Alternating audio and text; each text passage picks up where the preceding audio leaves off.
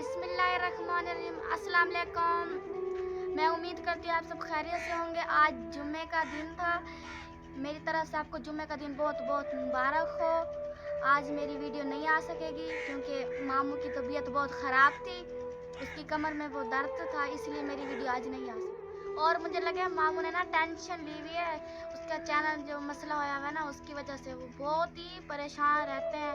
कभी उनकी तबीयत ख़राब होती है, बुखार हो जाता है, कभी उसकी कमर में दर्द हो जाता है, इसलिए उसने बहुत ही टेंशन लिया। आप प्लीज़ दुआ करें कि मामू का चैनल भाई ऊपर हो जाए, और आप दुआ करिएगा कि मामू की कमर का जो दर्द है ना उससे आराम। वीडियो हम डालते रहेंगे, बहुत ही मज़ेदार वीडियो होगी, आपको दिखाते रहेंगे और मेरी वीडियो आपको पसंद आई हो तो वीडियो को शेयर करें, ज़्यादा से लाइक करें, मेरे चैनल को सब्सक्राइब करें। अम्मी ने चावल अच्छे कर लिए हैं, इभी ने भिगो के रखेंगे। हमारे घर में आए हैं कुछ मेहमान, मेरी फूफो जी आई हुई है, उसके लिए आलू चावल बना रहे हैं।